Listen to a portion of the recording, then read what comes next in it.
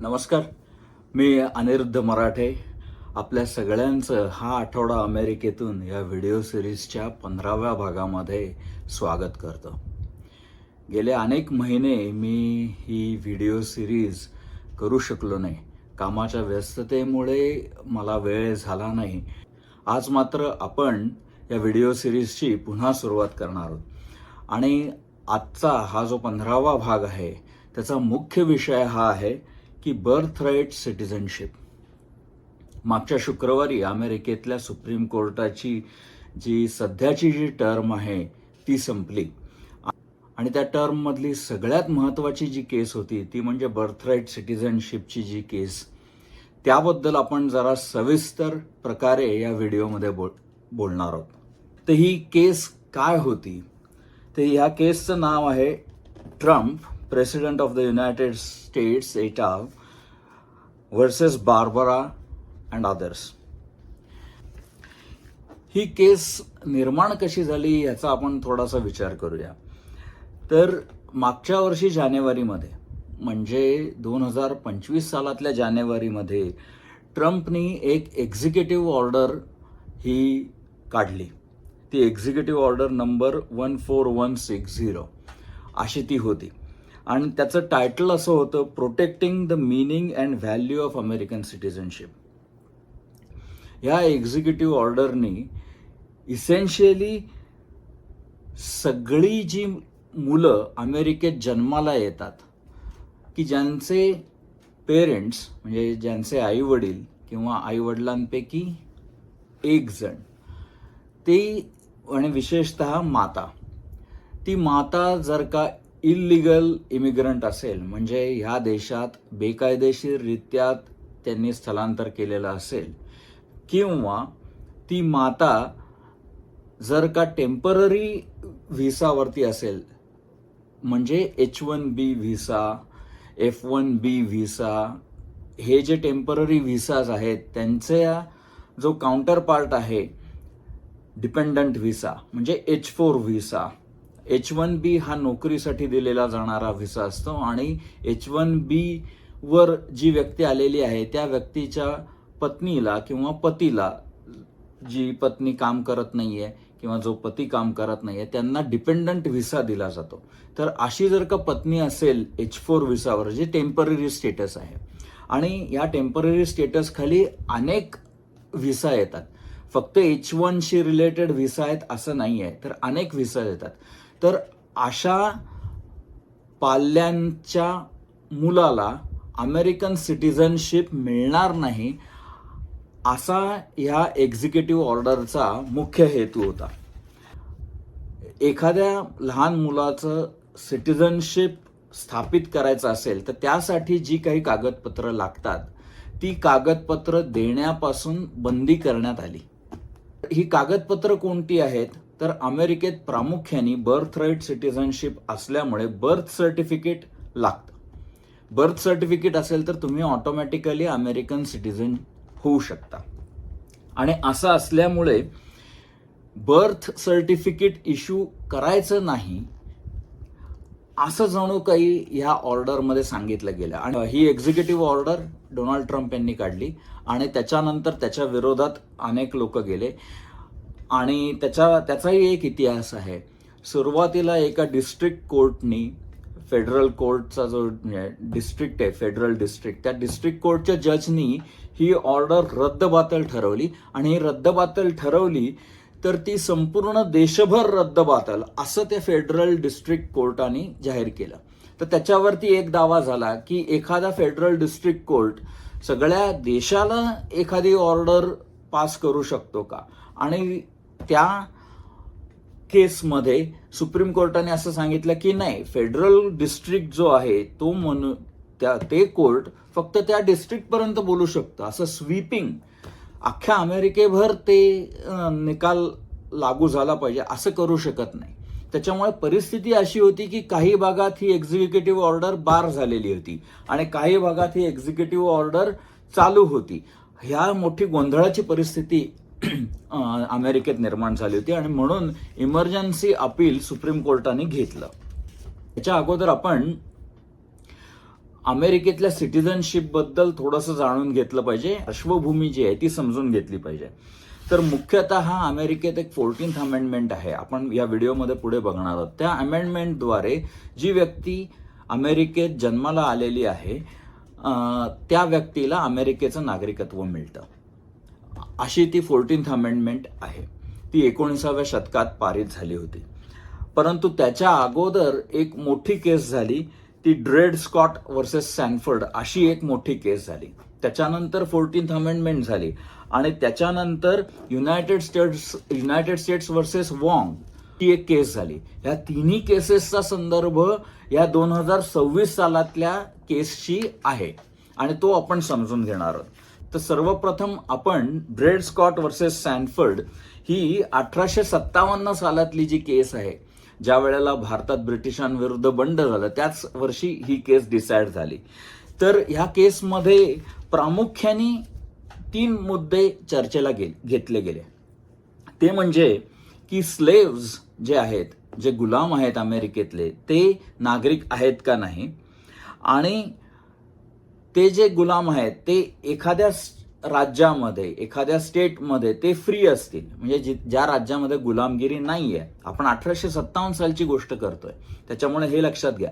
ज्या राज्यामध्ये गुलामगिरी नाहीये तिथे जर का ते असतील आणि तिथून त्यांना फ्रीडम मिळालेला असेल, तर ते ज्या राज्यामध्ये गुलामगिरी आहे त्या राज्यात ते स्वतंत्र राहू शकतात का गुलाम म्हणून राहू शकतात, हा प्रश्न होता. आणि तिसरा प्रश्न असा होता की फेडरल गव्हर्नमेंट स्लेव्हरी बॅन करू शकतं का. हे 3 महत्वाचे प्रश्न या ड्रेड स्कॉट वर्सेस सॅनफर्ड या केसमध्ये होते. तर हे ड्रेड स्कॉट वर्सेस सॅनफर्ड ही केस काय आहे हे थोडंसं आपण बघून घेऊ. तर हा ड्रेड स्कॉट ही व्यक्ती कोण आहे, तर ड्रेड स्कॉट नावाची एक व्यक्ती होती. ती मिझोरीतल्या एका व्यक्तीकडे गुलाम म्हणून होती, स्लेव्ह म्हणून होती. आणि नंतर असं झालं की ही व्यक्ती नंतर एका दुसऱ्या माणसाला विकली गेली आणि तो जो दुसरा माणूस होता तो इलिनॉयमध्ये गेला आणि तो इलिनॉयमध्ये गेला, विस्कॉन्सिनमध्ये गेला. मिझोरी या राज्यात गुलामगिरी मान्य होती, इलिनॉयमध्ये गुलामगिरी मान्य नव्हती. It was a free state. Wisconsin ही त्यावेळेला टेरिटरी होती, परंतु एका कराराद्वारे त्या विस्कॉन्सिन या टेरिटरीमध्ये, या प्रांतामध्ये गुलामगिरी मान्य नव्हती आणि तो तिथं राहिला. त्यामुळे तो तिथं स्वतंत्र झाला, मुक्त झाला, फ्री झाला. त्याच्यानंतर हा ड्रेड स्कॉट पुन्हा मिझोरीमध्ये आला आणि मिझोरीमध्ये आला तर त्याचा जो पूर्वीचा जो ओनर होता त्याच्या बायकोनी त्याच्यावरती क्लेम केला. तर तो म्हणला, नाही, मी आता इलिनॉयमध्ये आणि विस्कॉन्सिनमध्ये राहिलो, मी फ्री आहे, त्याच्यामुळे तुम्ही मला माझ्यावरती क्लेम नाही करू शकत. आणि तो म्हटला, आणि मी फ्री आहे त्याच्यामुळे माझी मुलं पण फ्री आहेत, माझी बायको पण फ्री आहे, सगळं कुटुंब फ्री आहे. असा जेव्हा वाद झाला त्यावेळेला ही केस गेली मिझोरीच्या कोर्टामध्ये. मिझोरीच्या खालच्या कोर्टाने सांगितलं की तो म्हणतो ते बरोबर आहे, कारण एक डॉक्ट्रीन होती, वन्स फ्री ऑलवेज फ्री, अशी ही एक डॉक्ट्रीन होती. केस लॉ होता. केस लॉ म्हणजे पूर्वीच्या ज्या केसेस झालेल्या आहेत त्याच्यावरती जे निर्णय झालेले आहेत त्याला केस लॉ असं म्हणतात. एक आहे की कायदा तुम्ही विधिमंडळात पार करू शकता आणि दुसरं आहे की कोर्टाने दिलेले जे निर्णय असतात तेही कायदे असतात, त्याला केस लॉ असं म्हणतात. तर त्या केस लॉचं एक प्रिन्सिपल होतं, वन्स फ्री ऑलवेज फ्री. तर हा ड्रेड स्कॉट हा इलिनॉयमध्ये फ्री झालेला होता, मुक्त झालेला होता, त्याच्यामुळे तो ऑलवेज फ्री असा मिझोरीच्या खालच्या कोर्टाने निर्णय दिला. तर मिझोरीच्या सुप्रीम कोर्टाने असा निर्णय दिला की नाही, तो फ्री बी काय नाही, तो आता मिझोरी या स्लेव्हरी असलेल्या राज्यात आहे, त्याच्यामुळे तो स्लेव्ह आहे. ती जी बाई होती, पहिल्या ओनरची बायको, ती मेली आणि तिचा जो वारसदार होता त्या वारसदाराकडे ह्या माणसाची मालकी आली. हे सगळे शब्द भयंकर आहेत, आपल्याला कल्पनाच करवत नाही, पण हे शब्द वापरायला पाहिजेत. पण तो जो माणूस होता, सॅनफर्ड नावाचा जो माणूस होता, तो सॅनफर्ड होता न्यूयॉर्कमध्ये राहणारा. तर ड्रेड स्कॉट म्हटला, मी मिझोरीचा नागरिक आहे, I am the citizen of Missouri, आणि सॅनफर्ड आहे तो आहे न्यूयॉर्कचा नागरिक. म्हणजे 2 राज्यांमधला हा तंटा आहे आणि असं असल्यामुळे ही केस फेडरल कोर्टात डिसाईड झाली पाहिजे, म्हणून तो फेडरल कोर्टात गेला. ओके. तो फेडरल कोर्टात गेल्यानंतर सॅनफर्डने काय म्हणलं, सॅनफर्डने असं म्हणलं की Scott is not a citizen at all. Scott हा सिटीझनच नाही आहे, स्कॉट हा नागरिकच नाही आहे, त्याच्यामुळे त्याला कोर्टात जाण्याचा अधिकारच नाही आहे. लक्षात घ्या, आपण एका माणसाबद्दल म्हणतोय, हा माणूस जो आहे तो गुलाम होता, पण गुलाम म्हणजे प्रॉपर्टी. म्हणजे प्रॉपर्टी काय काय असते, टेबल, खुर्ची, टीव्ही, फ्रीज, घर, गाडी ही प्रॉपर्टी असते. स्लेव्ह ही प्रॉपर्टी असते. असा तो काळ होता. कुत्रा, मांजर ही देखील प्रॉपर्टी असते आणि स्लेव्हला त्याच कॅटेगरीमध्ये या लोकांनी बसवलेले होतं. तर सॅनफर्ड म्हणला की हा स्कॉट आहे तो देशाचा नागरिकच नाहीये, मिझोरीचा नागरिकच नाही, कारण तो स्लेव्ह आहे म्हणून. आणि सॅनफर्डचं पुढचं असं म्हणणं होतं, black people whether enslaved or free, ते गुलामगिरीत असोत नाहीतर मोकळे असोत, स्वतंत्र असोत, they could not be citizens within the United states constitution. अमेरिकेच्या घटनेप्रमाणे ते नागरिक कधीच होऊ शकत नाहीत, असं स्कॉटने सांगितलं. 1857 सालची केस आहे, सिव्हिल वॉर व्हायच्या अगोदरची केस आहे. आणि दुसरी गोष्ट स्कॉट असं म्हणत होता की मिझुरीचा लॉ कंट्रोल्स सॅनफर्ड स्टेटस. म्हणजे दुसऱ्या राज्यात जरी तो फ्री असला तरी मिझुरीमध्ये स्लेव्हरी आहे, त्याच्यात तिथं फ्री कोणी होऊ शकत नाही. त्याच्यामुळे मिझुरीनुसार हा फ्री नाहीच आहे, हा गुलामच आहे. आणि दुसरी गोष्ट की मिझुरीला इलिनॉय काय म्हणतं याच्याशी काही घेणं देणं नाही, असं सॅनफर्डचं मत होतं.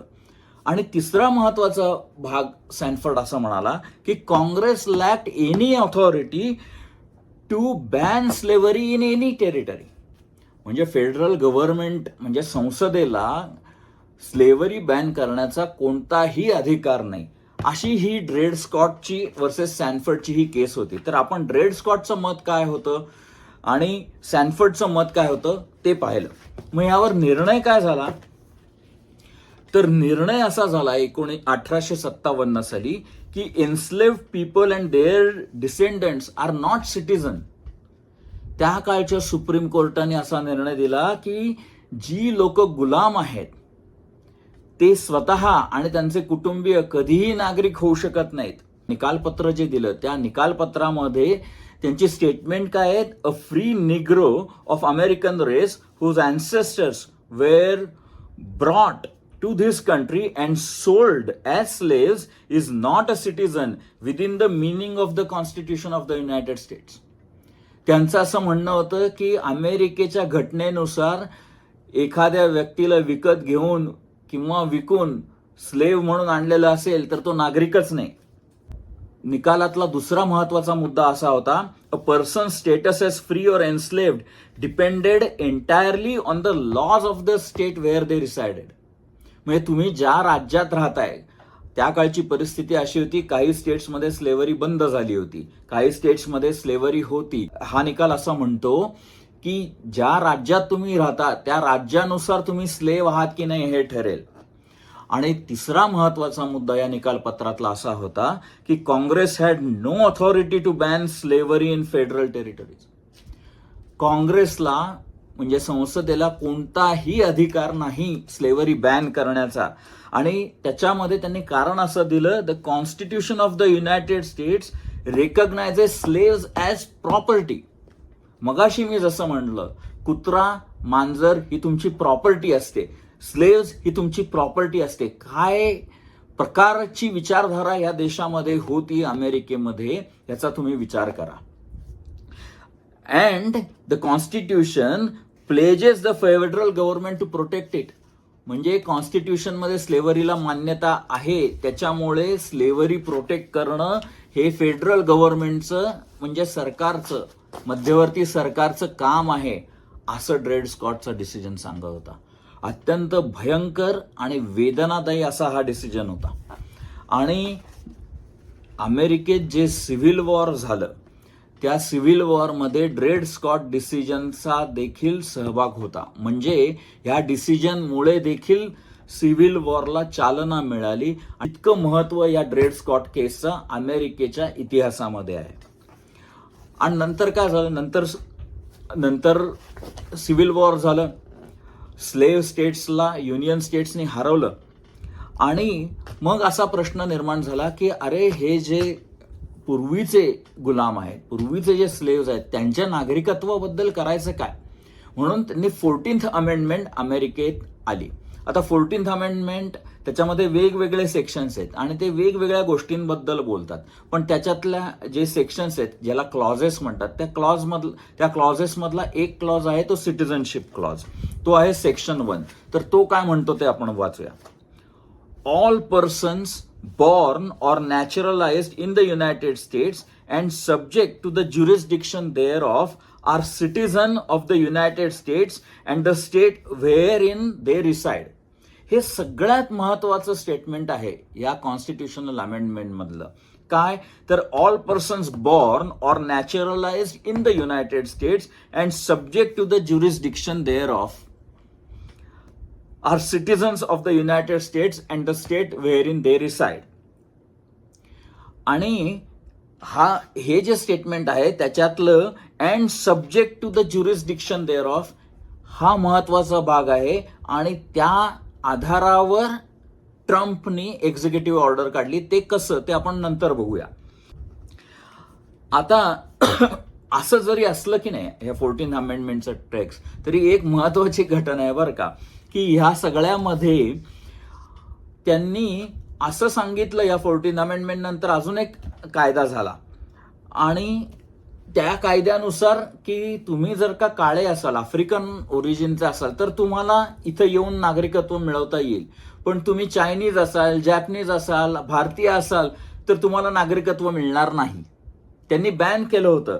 नॅचरलायझेशन ऍक्ट ऑफ 1790 तो तर असं म्हणतो की फ्री व्हाईट पर्सन्स म्हणजे नागरिकत्व कोणाला मिळू शकतं, फक्त फ्री व्हाईट पर्सन्सला मिळू शकतं. हे 1790चा कायदा आहे.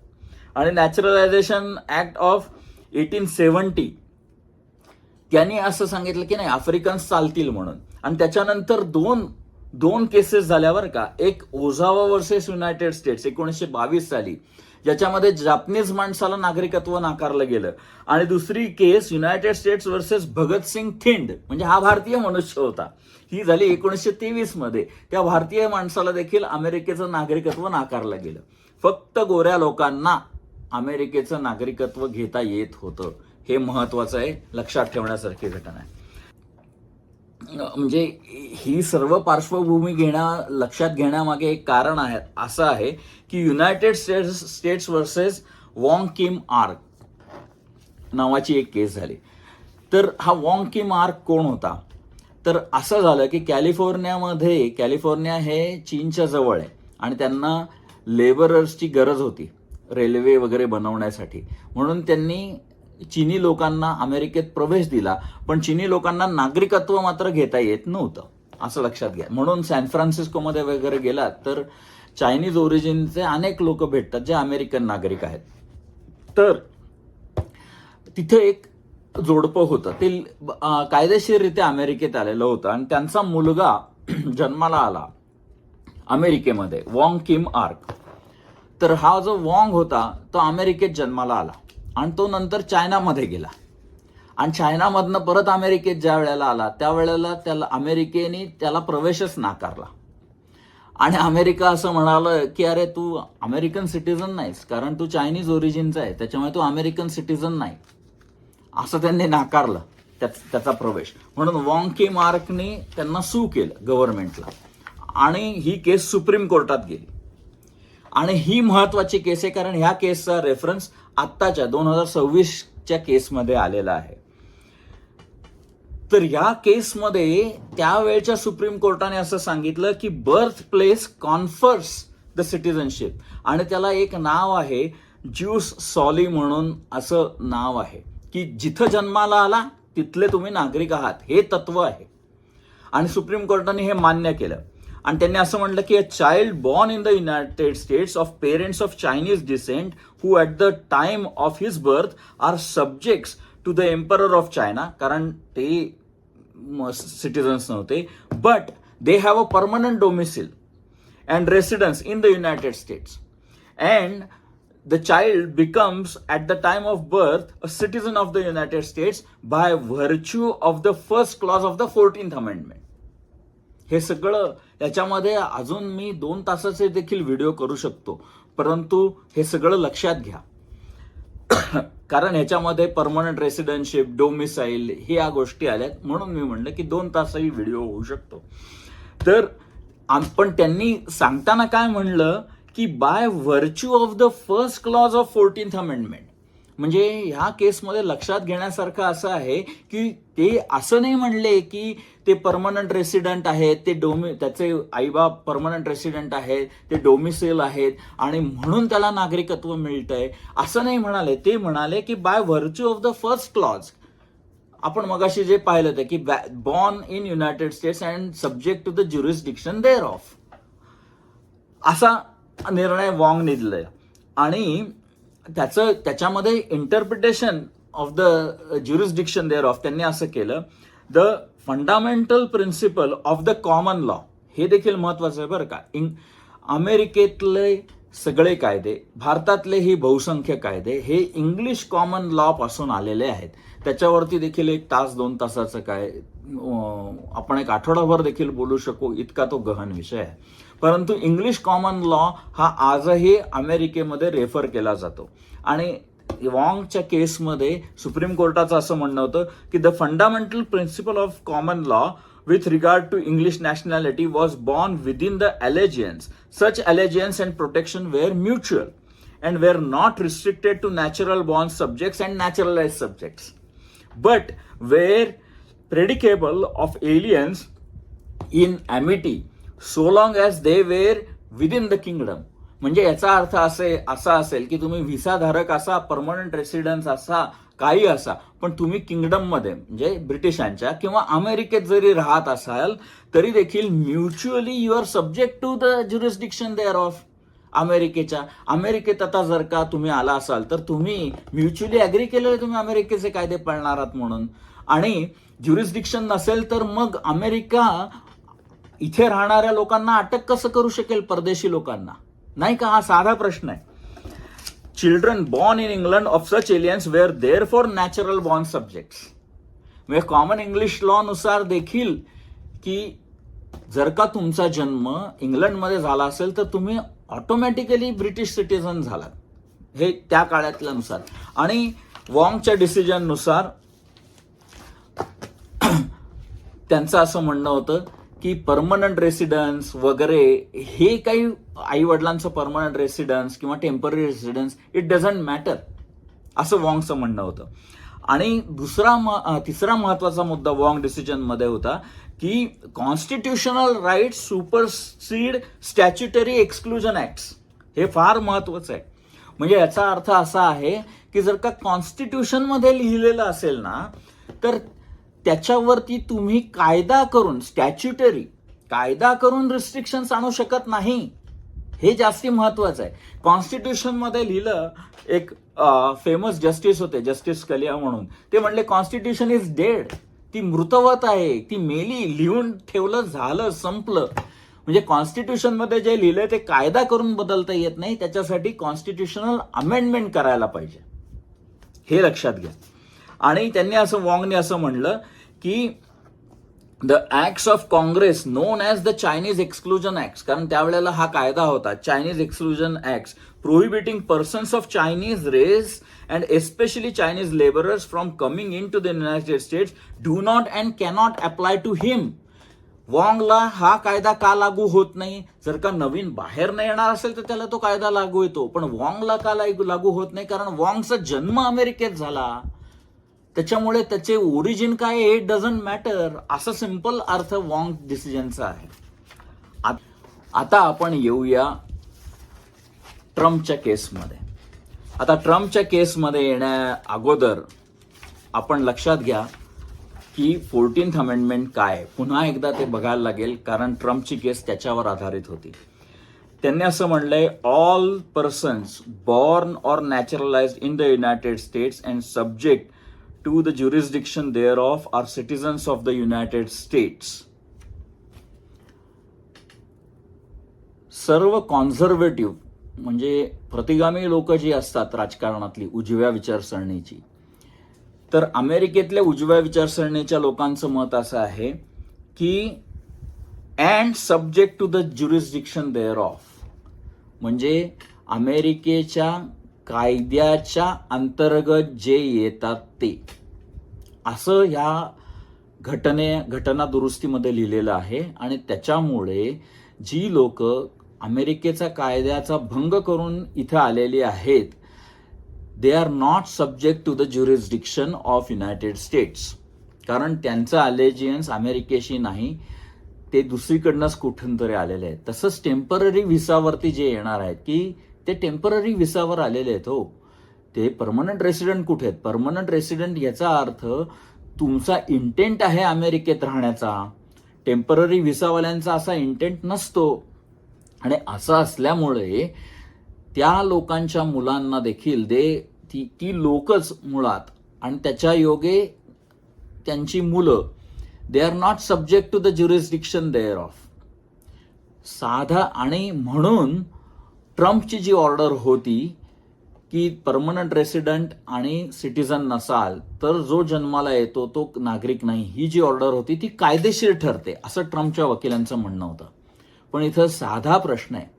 आता एखादा इलिगल इमिग्रंट किंवा बेकायदेशीररित्या अमेरिकेत वास्तव्य करणारा जो मनुष्य असेल, त्याला अमेरिका अटक करते का नाही? करते. आता if he is not under the jurisdiction of United states, how can you actually arrest someone? हा एक महत्वाचा प्रश्न आहे की नाही. उद्या एखाद्या माणसाने, जो असं लक्षात घ्या टेम्पररी व्हिसावर आहे, पण त्यांनी कोणाचा तरी खून केला, तर खून केल्यानंतर तुम्ही अटक करणार का? त्या माणसाने चोरी केली, तर चोरी केल्यानंतर तुम्ही त्याला अटक करणार का? कशाच्या आधारावर तुम्ही अटक करता? कारण he is subject to the jurisdiction of United States. भारतीय नागरिकांनी भारतामध्ये कोणाचा खून केला, अमेरिका येतं का हो तिथं त्याला अटक करायला? नाही येत. का नाही येत बरं? कारण तो भारतीय नागरिक आहे, त्यांनी भारतात खून केलाय. ज्युरिस्डिक्शन कुठे आलं? जसं आपल्या इथं म्हणतात की अहो आमच्या पोलीस चौकीत हा गुन्हा घडला नाही, दुसरीकडे गुन्हा घडला, पण पोलीस चौकीत गुन्हा घडला तर तुम्ही अटक करता. तसंच आहे हे. जर का अमेरिकेत राहणाऱ्या कोणत्याही माणसाला अमेरिकन सरकार अटक करू शकतं का नाही? करू शकतं. म्हणजे याचा अर्थ काय? अमेरिकेत राहणारा कोणताही माणूस कशाही प्रकारचा असू दे, तो अमेरिकेच्या ज्युरिस्डिक्शन खाली येतोच. हा प्रतिवाद झाला. पण ह्या लोकांचं असं म्हणणं होतं, ट्रम्पचं आणि ट्रम्पच्या लॉयरचं आणि कॉन्झर्वेटिव्ह लोकांचं असं म्हणणं होतं की हे जे आहे, जे इलिगली इथं आलेले आहेत आणि जे टेम्पररी व्हिसावरती आहेत, त्यांचं अलेजियन्स अमेरिकेशी नाही, म्हणून त्यांच्या मुलांना नागरिकत्व द्यायचं नाही. म्हणजे हाही एक वेडेपणाचाच कहर आहे. ह्या केसचा जो निर्णय होता तो गेल्या शुक्रवारी आला आणि अमेरिकेचे चीफ जस्टिस जॉन रॉबर्ट्स यांनी तो निर्णय दिला. हा निर्णय खरा 5-4 असा आहे, 5-3 असा आहे. आणि ब्रेट कॅव्हनॉ हे 6वे जे आहेत त्यांनी देखील या बाजूनी निर्णय दिला. पण त्यांनी वॉंगच्या आधारावर स्टॅच्युटरी बेसिसवरती हा निर्णय दिला. आता ह्याच्यात सटल डिफरन्स आहे, तो आपण नंतर बघू. तर जॉन रॉबर्ट्स यांनी निर्णय देताना प्रश्न असा फ्रेम केला, ते मी तुम्हाला सांगतो. म्हणजे निर्णय हे सगळं त्यांच्या डिसिजन मधलं आहे, ते वाचलं तर तुम्हाला ते तसंच्या तसं सापडेल. त्यांनी असा डिसिजन दिला की द प्रॉब्लेम किंवा the case before the court काय आहे, तर whether the constitution guarantees citizenship to children born in the United States of parents who are unlawfully or temporary present in the country. हा प्रश्न supreme कोर्टासमोर आहे, असं John Roberts यांनी declare केलं. आणि त्यांनी असं सांगितलं, ज्यूस सॉली म्हणजे जिथं जन्माला आला तिथला तू नागरिक. If you are born on the soil, jus सॉलीचा खरा अर्थ, you are the citizen of the soil. हे जॉन रॉबर्ट्स यांनी ठामपणे आपल्या निकालपत्रात सांगितलं. आणि त्यांनी असंही तो निर्णय जर का असा तुम्ही जर का वाचलात, तर parent status does not matter.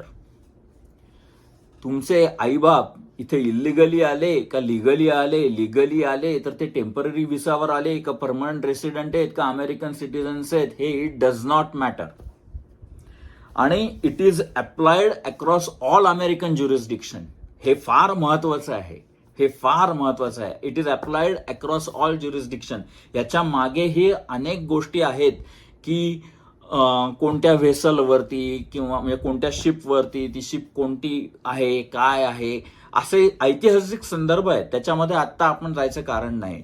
पण ऑल ज्युरिस्डिक्शन ह्याचा अर्थ असा की अमेरिकेच्या एम्बसीमध्ये जरी तुमचा जन्म आला किंवा अमेरिकन नागरिकांनी एखाद्या मुलाला भारतामध्ये जन्म दिला, कुठे इंग्लंडमध्ये जन्म दिला, तरी तो मुलगा अमेरिकेचा नागरिक होतो. आणि त्यांनी सरळपणे सांगितलं ड्रेड स्कॉट वॉज रॉंग. म्हणजे तो माणूस नाही, ती केस. ड्रेड स्कॉट वर्सेस सॅनफर्ड ही केस चुकीच्या पद्धतीने डिटर्मिन केली गेली. आणि सगळ्यात महत्वाचा भाग हा आहे की या निकालपत्राचा सारांश असा येतो की domicile and citizenship are different.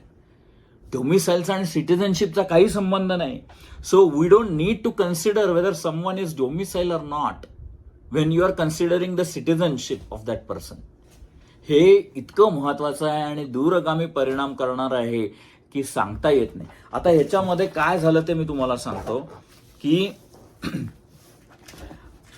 मला स्वतःला असं वाटत होतं, ही जेव्हा केस आली तेव्हा त्यावेळेला मला असं वाटत होतं ही केस 7-2 अमेरिकेत सर्वोच्च न्यायालयात 9 न्यायाधीश असतात आणि या 9 पैकी सध्या 6 जे आहेत ते कॉन्झर्वेटिव्ह आहेत आणि 3 जे आहेत ते लिबरल आहेत.